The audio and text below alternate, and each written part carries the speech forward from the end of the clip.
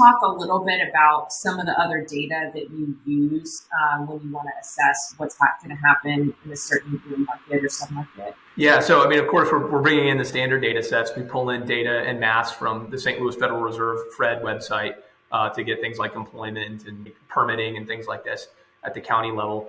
We do pull files from the census related to metro level migration and immigration and this kind of thing. We actually have projections for that help inform our models. So technically, Cortland has a view on how many domestic migrants will move to Palm Beach, say over the next 5 years, right? All this can inform our metro level forecasts, which then go on to inform the submarket level forecasts. But of course, we're relying very heavily on data sources like axiometrics and real capital analytics.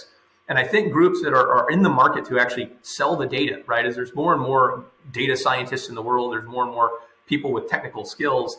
The need to have a system that just lives online where I have an analyst, go in there and punch around is a lot less than what we can do when we actually have the data. And so I think, companies like Axiometrics, which is of course owned by RealPage now, or Real Capital Analytics, that will sell you the data and allow you to build your own models in your own system definitely have an advantage. Of course, Markerr does this as well. And the data source that we get from you guys, we rely heavily on your local level employment calculations that's based on the ADP data, and then also the gross personal income, which we have found to be an incredible predictor of rent growth. I mean, it's intuitive, but it's statistically very important too at the local level. So we look at things like a submarket, and we have this historical characterization of gross personal income, and then assumptions about how that's going to grow based on employment trends at the metropolitan level and this kind of thing. We actually get a very informative metric for our rent growth projection. When you think about kind of the let's say non-traditional, like the non-CoStar data that you're bringing in, how do you think that allows you and your team to be more powerful? What's the role of that non-traditional data overall? Well, that's a great question. It's allowing us to add in a secret sauce, as it were, right? The metrics that we think are important. I mean, there is a lot of data out there, right? And you can't include everything in a model. Not only is it cost prohibitive in this kind of thing, but it just runs into the quantitative issues associated with having just simply too much information. So we have to pick and choose the metrics that we think are important.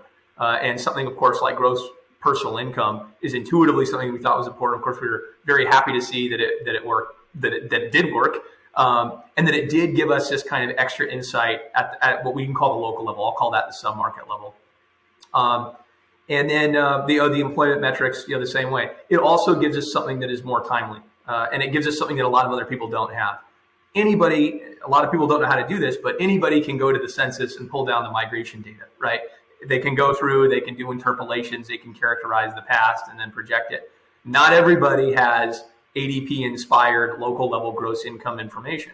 And so that really gives us some extra information that others don't have, gives us an edge. And then, of course, we have the design of our models, right? Like we're choosing to forecast first at the metropolitan level and then have submarkets informed by that metro level projection. Other people might begin with some sort of submarket based forecast, roll it up, roll it back down. There's no real right answer to this, but we do, of course, have our way that we want to think about how the world works and what works for us in our thinking. And that's an important thing too. We all hope that the coronavirus is not a part of our lives to this degree forever, right? So when you think 6, 12, 18 or more months out, what are some of the other things that your team is thinking about, is working on, or that you're excited about right now?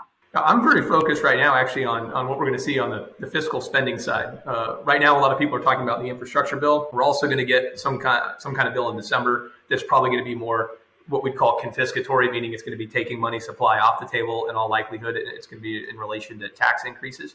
And so you've got this spending on the one hand coming up front, confiscatory legislation later in the year, and then at the same time, the implications for all of that on Fed policy. And of course, one of the things we've been thinking really heavy about is the potential for a taper, and that being, the Fed has been, buying all kinds of assets, largely treasuries, but as they go to slow that down, the marginal increase in the Fed's balance sheet, is going to slow down as well. And the real issue there is if we look back at the past, this was last done in 2013. It was announced, right? We had the taper tantrum, which was a significant increase in the 10-year treasury rate.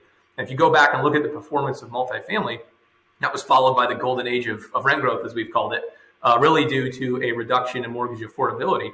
And so you had excellent rent growth at the time. All of this in an oversupplied housing market, I'll add, right? We still had an excess supply of homes because of the various mistakes of the housing bubble. But now we are in an environment that by virtually everybody is estimated to be physically underbuilt. And so if we run into a situation where we do have a taper tantrum, let's say, and a big increase in the 10-year treasury rate and a resulting decline in mortgage affordability, we'll be in a situation that should be quite bullish for multifamily.